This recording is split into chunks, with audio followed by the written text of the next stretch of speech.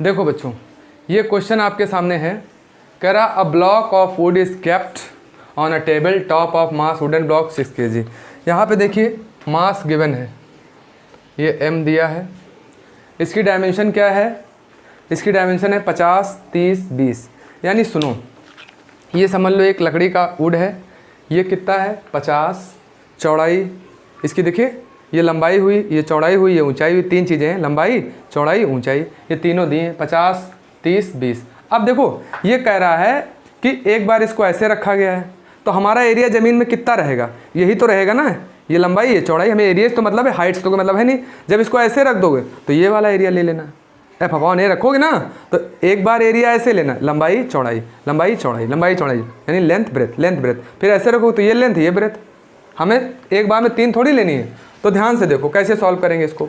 ये बोलता है कि प्रेशर फाइंड करना है। प्रेशर का फॉर्मूला क्या होता है? एफ अपॉन ए। एफ तो दिया नहीं है कहीं, लेकिन मास दिया है, तो आप एफ को mg लिख सकते हैं अपॉन एरिया। सुनिए, मास कितना है? 6, जी कितना होता है? 9.8। एरिया कितना है? पहला एरिया देखिए 30 और 20, लेकिन ये सेंटीमीटर में, इसलिए 2 बार 100 से भाग करेंगे। ठीक, कितना आएगा ये हमारा? 6 × 9.8। ये पलट जाएगा, 2 बार 100 ऊपर हो जाएगा, नीचे कितना? 30 और 20। ये जीरो इससे कट गए, ये क्या बचा? 6 से 6 कट गया। ठीक, तो कितना बचा? 9.8 × 100, तो कितना आ गया? क्या भैया 980 पास्कल आ गया? हाँ बिल्कुल सही। सिंपल सी बात, कोई दिक्कत नहीं आएगी इस क्वेश्चन में, कोई दिक्कत नहीं। फिर से समझा दे रहा हूँ, तुम्हें ये वाला एरिया लेना है बस। ठीक, फार्मूला वही, P = F अपॉन ए। ठीक, अब दूसरा आंसर निकालने के लिए क्या करोगे? एक की जगह पे ये ले लेना, हो गया सिंपल। कैसे लगाओगे?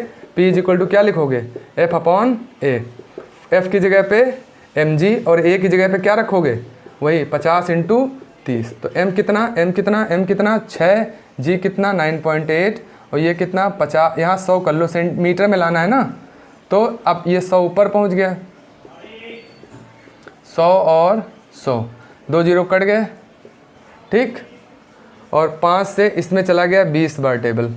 चेक कर लो कितना आएगा ये बचेगा 6, 98 और 2। ये देख लो 12 और 98, इसका मल्टीप्लाई कर लीजिए। 12 और 98 का मल्टीप्लाई कर लीजिए, कितना आएगा?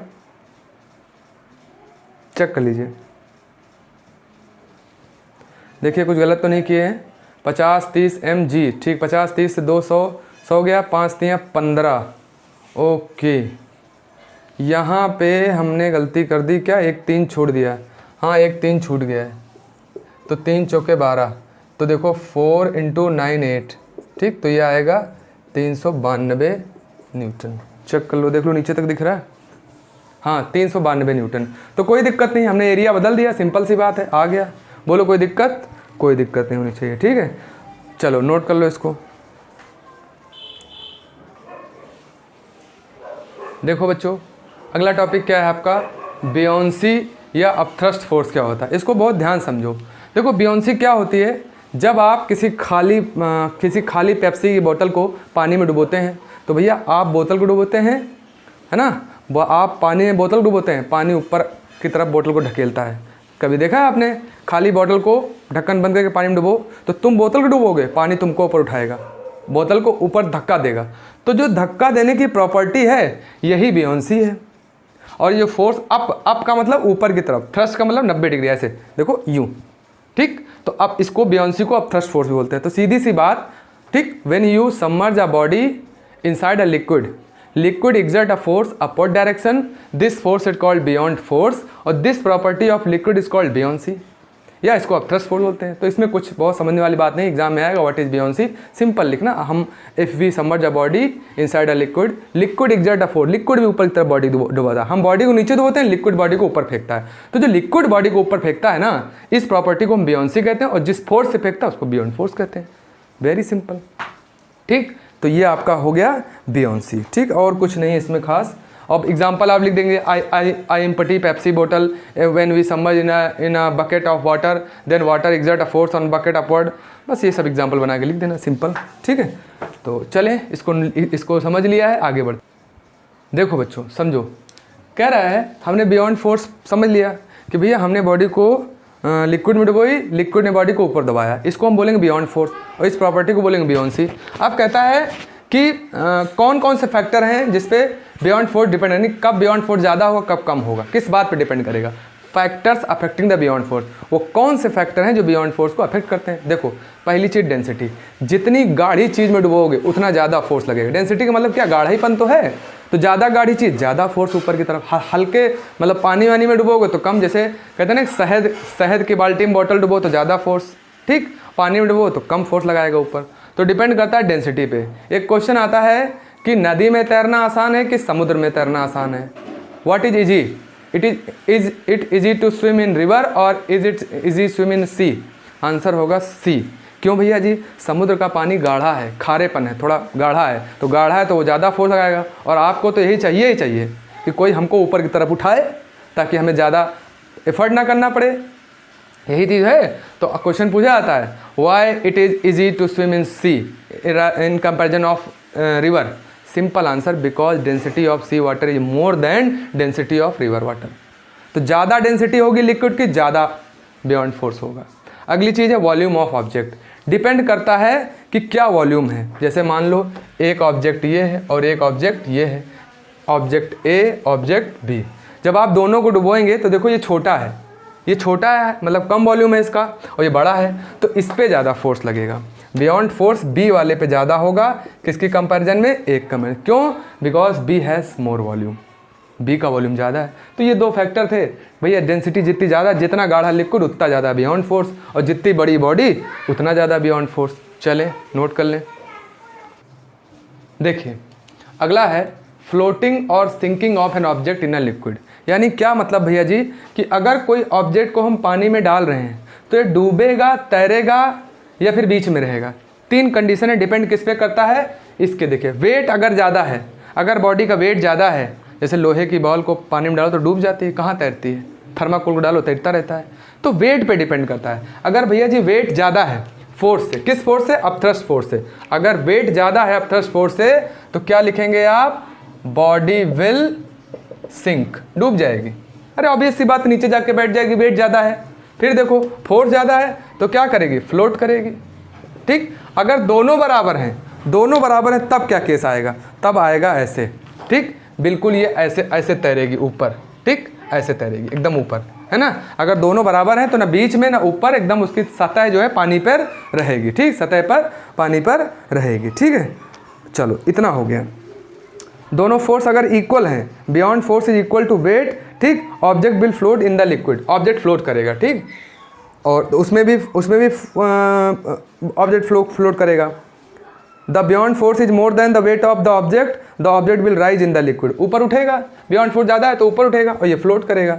ठीक, इसको राइज भी लिख सकते हैं, राइज, और यहाँ पे लिख सकते हैं फ्लोट, है ना। ठीक है, तो ये एक बात हुई। अब हम बात करेंगे डेंसिटी की, अगले लेक्चर में डेंसिटी से रिलेटेड क्वेश्चन। ठीक है, चलिए नोट कर लीजिए। हेलो एवरीवन, बच्चों जैसा कि हम पिछले लेक्चर्स में भी पढ़ाए थे आपको, क्लास 9th का ग्रेविटेशन चैप्टर पढ़ाया मैंने, उसके मैंने मोर देन 70% फिनिश कर दिया है और उसका रिमेनिंग पार्ट आज मैं कंप्लीट कर दूंगा। तो देखिए उसका एक और लास्ट मतलब उसी में एक पार्ट है, कंटेंट है कि थ्रस्ट क्या होता है। ठीक है, तो आप वीडियो के लास्ट तक बने रहेंगे, आपका सारा डाउट क्लियर हो जाएगा इस चैप्टर से रिलेटेड।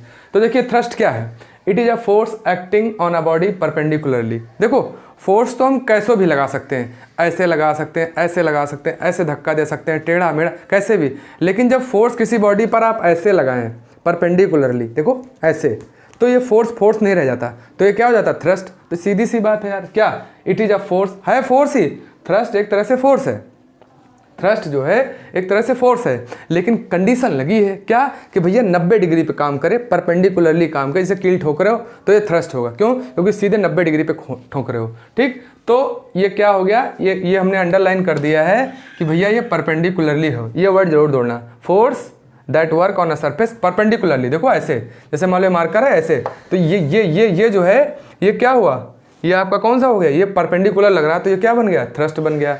यूनिट चूंकि फोर्स ही है, ये बात अलग है कि परपेंडिकुलर काम कर रहा है, लेकिन है तो फोर्स, तो यूनिट न्यूटन होगी। हाँ, इसमें और it is a vector quantity. क्यों वेक्टर है? क्योंकि यहाँ पे डायरेक्शन की बात हो रही है, परपेंडिकुलर ही होना चाहिए, तो it is a vector quantity. ठीक है, नोट कर लीजिए, नोट कर लीजिए बच्चों। देखो बच्चों, क्या है अगला? प्रेशर। प्रेशर क्या होता है भैया जी? प्रेशर होता है फोर्स अपॉन एरिया, यानी किसी पर्टिकुलर एरिया पे जितना फोर्स लगता है उसको हम क्या बोलते हैं? प्रेशर। तो इसका मतलब अगर ए हम 1 मीटर स्क्वायर ले लें और यहाँ रख दें तो पी किसके इक्वल हो गया? एफ के इक्वल हो गया। एरिया अगर यूनिट है, एरिया 1 है, तो क्या एक यहाँ रखो, पी एफ के बराबर नहीं हो गया? तो कहते हैं कि force acting per unit area. क्या बात यहाँ से बनी? यहाँ से बात बनी कि force acting per unit area is called, क्या बोलते हैं इसको?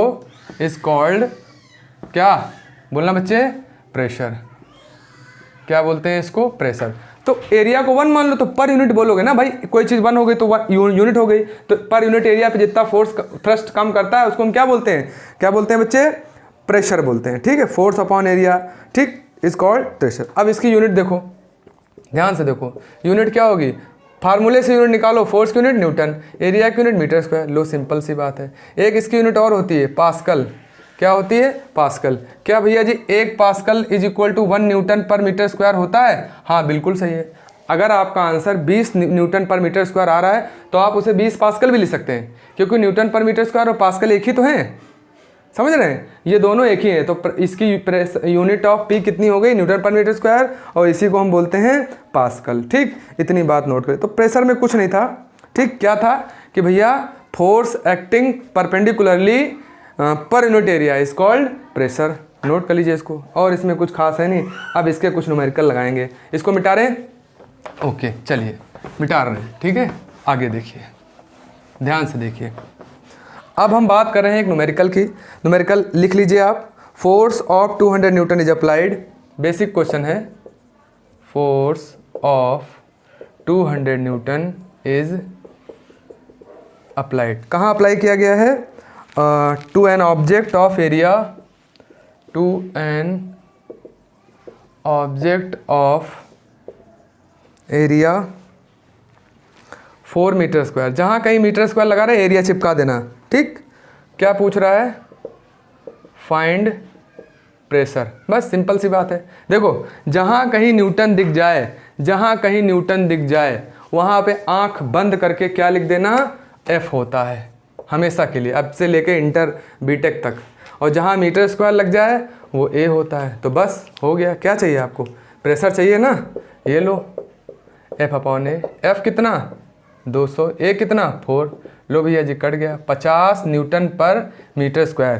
क्या बेटा इसको हम 50 पास्कल भी ले सकते हैं? हाँ बिल्कुल, इसको हम 50 पास्कल भी ले सकते हैं। सिंपल, हो गया आंसर। ठीक, एकदम आसान तरीके से सॉल्व कर दिया। क्या था कि फोर्स ऑफ 200 न्यूटन, तो एफ नोट कर लिया, ए नोट कर लिया, डिवाइड कर लिया, आंसर आ गया। लिख लीजिए।